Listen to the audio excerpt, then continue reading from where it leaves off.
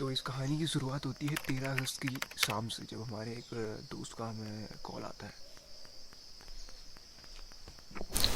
कहता है कल हम जागेश्वर जा रहे हैं और तू आ रहा है।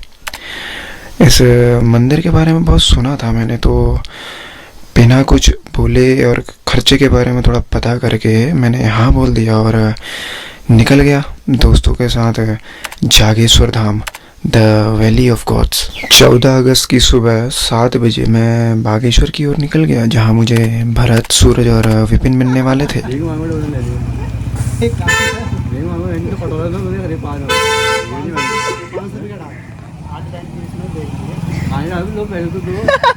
डालते ऐसे बोल रहे ऐसे लौट लगी हो गया यार मेरा एटीएम दे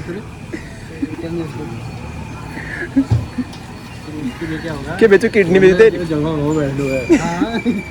काफ़ी सालों बाद एक दूसरे को मिले थे, तो एक दूसरे की टांग खिंचाई करने के बाद शुरू हुआ हमारा सफ़र बागेश्वर टू जागेश्वर का।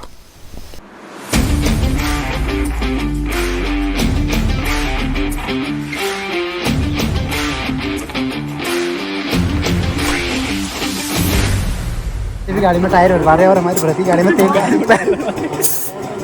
और हमारे भरत की गाड़ी में हवा नहीं है क्योंकि जबरदस्ती चला रहे हैं भरत जी हमारे इनको थोड़ा ये प्रेम प्रसंग में फंस गया थी, इनको कुछ भी अनुभव नहीं हो रहा है। अंकल जी हेलो हेलो कर दो इसमें। Hello hello. हाँ यहाँ पे अगर किसी को भी अगर किसी गाड़ी का हवा या फिर कुछ भी होता है तो तुम यहाँ आ सकते हो और ये शॉप है, यहाँ पे तुम यहाँ पे हवा और पंचर दोनों ठीक करवा सकते हो, आपको कोई दिक्कत नाम कुछ ही लोकेशन देख लो और बहुत अच्छा है। और बाकी सफ़र में मज़ा आ रहा है, हिल तो नहीं काँप रहे हैं आपके इनके साथ विपिन के साथ। हाँ कभी कभी थोड़ा डर लग रहा है क्योंकि थोड़ा हो ही जाता है ये बंदे, ये गाड़ी रोड ये है तो कभी भी मोड़ों में इसलिए बाहर चले जा रहे हैं, चली जाती है गाड़ी तो थोड़ा प्राणी में जहाँ हो जाती है। वही कहते हैं ना दिल का दर्द दिल ही जाने आपकी। तो आप इनसे क्या कहना चाहेंगे? आप इनसे यही कहना चाहेंगे कि slow drive safe drive.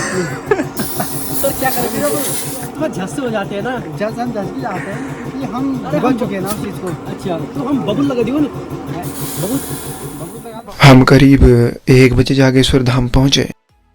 Guys अभी हम जस्ट पहुंच ही गए हैं जागेश्वर, तो हम अभी जागेश्वर पहुंच चुके हैं। आप यहाँ का देख सकते हैं, आपको दिखाते हैं बहुत अच्छा है। यहाँ पे आजकल श्रावणी मेला ये काफ़ी लंबे टाइम तक चलता है, मतलब सावन के महीने में मेला चलते रहता है। यहाँ दूर दूर से बहुत सारे यहाँ से टूरिस्ट लोग आते हैं, बहुत दूर दूर से। यहाँ काफ़ी मान्यताएँ हैं यहाँ की। ये जो आपको ऊपर को दिख रहे हैं ये देवदार के पेड़ हैं और यहाँ ये जागेश्वर मंदिर आपको दिखाएंगे। इसके नीचे जटा गंगा बहती है और यहाँ का भी पूरा आपको दिखाया जाएगा। भगवान शिव का यह पौराणिक मंदिर उत्तराखंड के अल्मोड़ा में स्थित है। अकॉर्डिंग टू गूगल यहाँ 250 छोटे बड़े मंदिर हैं, जिनमें से एक ही स्थान पर 125 मंदिर हैं। इसी वजह से इसे धाम का दर्जा प्राप्त है। इसे उत्तराखंड का 5वां धाम भी कहा जाता है। हिस्ट्री।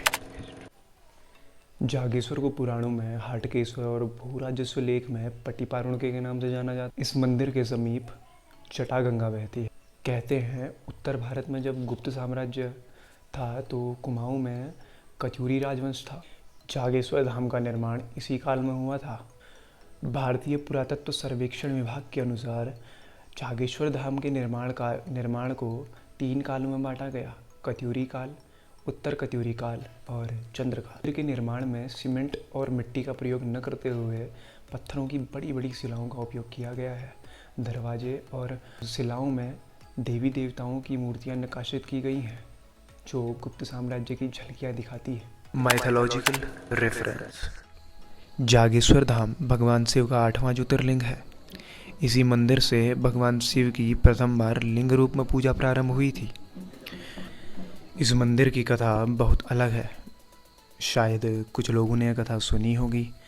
जिन्होंने यह कथा नहीं सुनी है तो यह कथा आपको इस मंदिर के पुजारी श्री बालादत्त पांडे जी सुनाएंगे। स्कंद पुराण में लिखा गया है कि जागृत रूप में भगवान शंकर यहाँ पर बैठे हैं। शिव और पार्वती रूप में लिंग में 2 भाग में बैठे हुए हैं। वो जो देवदार का जो वृक्ष है ये भी उनकी स्वरूप माना जाता है। वृक्ष भी भगवान का स्वरूप माना जाता है, अर्धनारीश्वर है वो भी। तो उनकी भी सुबह अक्षत पूजा से अक्षत चंदन से पूजा होती है। तो ये जो नागेशंग दारुका ने लिखा है तो इसके बारे में कूर्म पुराण में वर्णन है। कूर्म पुराण कहता है कि भगवान जो हैं यहाँ पर साक्षात रूप से बैठे हैं। इनके बारे में कहा जाता है कि हजारों सप्त ऋषि यहाँ तपस्या करते थे सतयुग में। तो कहा जाता है कि उस सतयुग में उनकी तपस्या करते करते बहुत वर्ष बीत गए। तो एक दिन पार्वती जी ने शंकर भगवान जब हिमालय से जा रहे थे, हिमालय लिखा है, आप कौन हिमालय हम ये नहीं बता सकते, हिमालय से जा रहे थे तो कहते हैं उनको पार्वती जी ने कहा कि चलो यहाँ चलते हैं दारुका वन में। तो उसमें भगवान ने उनकी बात को टाल दिया। कहते हैं 19 वर्ष के युवा पुरुष के रूप में उनकी पत्नियों को भगवान शंकर ने मोहित कर दिया। कूर्म पुराण पढ़िया, कूर्म पुराण में कहानी है। तो कहते हैं शंकर भगवान जो हैं वो 19 पुरुष युवा पुरुष में, और जो विष्णु भगवान थे पत्नी के रूप में, उनको मोहित कर दिया, उनकी पत्नियों को मोहित कर दिया भगवान। तो कहते हैं संध्या काल हो गई तो कहते हैं सप्तऋषि ढूंढने आए अपनी पत्नियों को। तो कहते हैं कि वो उनके स्वरूप को देख के, क्रांति को देख के अचंभित हो गए। उनने कहा आखिर हमारी पत्नी को ये संध्या काल में विघ्न करने वाले कौन है। तो उन्हें श्राप दे दिया कि तुम्हारे लिंग का अस्तित्व समाप्त हो जाएगा। तो भगवान रुष्ट हो गए, अग्नि रूप में तीनों लोगों में लिंग जो है अग्नि रूप में प्रज्वलित हुआ। 33 कोटि देवता आए, वो 33 कोटि देवताओं के मंदिर हैं चारों तरफ।